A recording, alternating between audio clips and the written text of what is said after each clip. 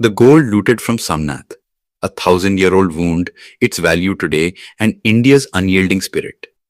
Imagine a magnificent temple standing amid the waves of the sea, where the sound of conch shells echoes with the first rays of morning sunlight, where the fragrance of sandalwood blends with the warmth of faith in the air. This is not just a structure of stone. It is people's identity, their belief, and their self-respect. And then suddenly comes that terrifying moment in history, when the clash of swords drowns out the conch shells, when idols are shattered amid fire and smoke, and when wealth accumulated over centuries is looted. What happened to Somnath nearly 1,000 years ago was not merely an attack on a temple, but a blow to the very backbone of an entire civilization. Today, when the question rises again, how much gold was looted from the Somnath temple? It is no longer just a question of wealth. It becomes a question tied to our collective memory, our history, and our identity. In recent times, Prime Minister Narendra Modi's visit to Somnath has once again brought this history into the nation's consciousness. During the Somnath Swabhiman Parv, his words carried not just politics, but a deep emotional appeal. He said that our ancestors sacrificed everything to protect this temple, and that today, the flag flying atop, it sends a message of India's strength and resilience to the entire world. As people listened to this speech, they felt not only pride, but also an old question resurfacing in their minds. If Somnath was so prosperous, how much treasure did Mahmud of Ghazni actually take away? And if that same treasure existed today, what would its value be? Located in Prabhas Patan in Gujarat, on the shores of the Arabian Sea, the Somnath temple is considered one of the 12 Jyotirlingas of Lord Shiva. But its significance has never been purely religious. Since ancient times, this place was also a major center of trade, culture and learning. Because it lies at the confluence of the Kapila, Hiran and Saraswati rivers, travelers and traders frequently pass through it. People from distant lands came here to offer donations, and kings and rulers considered it their duty to protect the temple.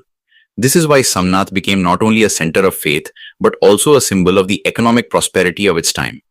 And where there is prosperity, greed inevitably follows. Perhaps that is why this temple repeatedly became a target for invaders. Historical records mention multiple attacks on Somnath, but the most widely discussed one is believed to have taken place in 1025 to 26 CE, when Mahmud of Ghazni arrived here with his armies. Accounts by Persian and Indian historians suggest that this attack was not driven purely by religious motives. Ghazni had earlier invaded many temples and prosperous cities, and each time there was a strong economic objective behind his campaigns. Somnath, it is said, was among the richest temples of that era, and that is precisely what made it a prime target for Ghazni. This brings us to the key question. How massive was the loot? Historical sources offer varying answers. According to some official and historical records, Ghazni carried away around 20 million 2 crore gold dinars from Somnath. Other sources put this figure even higher, at nearly 100 million dinars. At that time, a single gold dinar is believed to have weighed roughly 4 to 4.25 grams of pure gold. Even if we calculate using just 20 million dinars, the total comes to several dozen tons of gold. Modern historians do believe that these numbers may have been exaggerated, but they broadly agree that the scale of the loot was extraordinary. Several researchers estimate that around 6 tons of gold alone were looted from the Somnath temple. And this is only the gold. In addition to that, there was silver, diamonds, jewels, pearls, precious stones, and other valuables for which no accurate accounting exists today. The treasure inside and around the temple had accumulated over centuries through donations and royal patronage. And in a single attack, it was all wiped out. Historians also note that the plunder of Somnath was not limited to coins or movable wealth. The temple had 56 massive pillars decorated with carvings and layers of precious metals. The temple bells were connected with heavy gold chains, reportedly weighing thousands of kilograms, which also became part of the loot. In addition, there were thousands of large and small idols, ritual vessels used in worship, and sandalwood doors. Some of these items Ghazni carried away with him, while many others were destroyed on the spot. There is an important point that needs to be understood here. Such plunder was not carried out only for economic gain. It also had a strong psychological objective. When the most sacred site of a society is destroyed, its impact does not remain limited to that one place. It creates fear, helplessness, and a sense of defeat in people's minds. Breaking idols and desecrating temples were symbolic acts meant to shatter people's faith and self-confidence. Now, if we try to estimate the value of this loot in today's terms, the figures are staggering. The price of gold in India today is around 1.4000 per 10 grams. If we consider 6,000 kilograms or 6 tons of gold, its value comes to more than 84,000 crore. And if we take a larger figure like 20 million dinars as the base, the amount would run into billions of dollars. However, Experts emphasize that the real significance of this plunder was far greater than money. It was a cultural and spiritual destruction, one that no amount of wealth can ever compensate for. Temples like Somnath were not just places of worship. They were also centers of education, art, music, and social life. Scholars gathered there, scriptures were discussed, and cultural identity was shaped in these spaces. When such centers are destroyed, it is not just stones that are broken. Centuries of tradition and knowledge are scattered.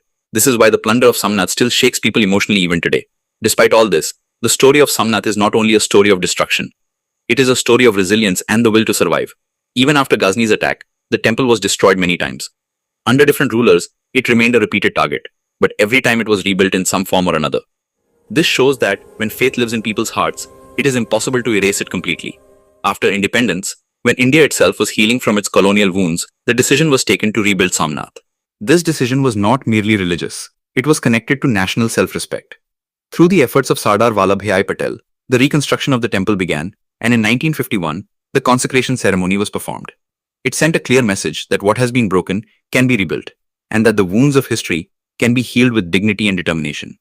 Today, when Prime Minister Modi says that from Ghazni to Aurangzeb, many invaders believed they could erase Somnath by the sword, but time itself erased them, it is not merely a political statement. It is a profound lesson drawn from history. Invaders come, plunder, destroy, and then disappear. But if faith, culture, and identity remain alive in people's hearts, they rise again and again. 1,000 years later, when we ask how much gold was looted from Somnath, perhaps this question forces us to look not only at the past, but also at the present and the future. It reminds us that India's strength has never been only in its wealth, but in its endurance and self-belief. Somnath is not just a structure of stone, it is a living symbol of an India that kept standing after being broken again and again, and each time emerged stronger than before. If our video has taught you something new, do not forget to like and share this video so that this information can reach others as well. Your likes and shares are a source of inspiration for us. If you have any questions or suggestions, please let us know in the comments. It will be our honor to answer your questions and listen to suggestions. And yes, if you like our content, subscribe to the channel and press the bell icon so that you stay connected with every new story. Thank you. GRT Business YouTube channel sources: news from various news agencies, opinion polls, and other public sources. We try to ensure that every report and summary is accurate and verified, but we are not responsible for any dispute or error. Our aim is only to provide you with accurate information.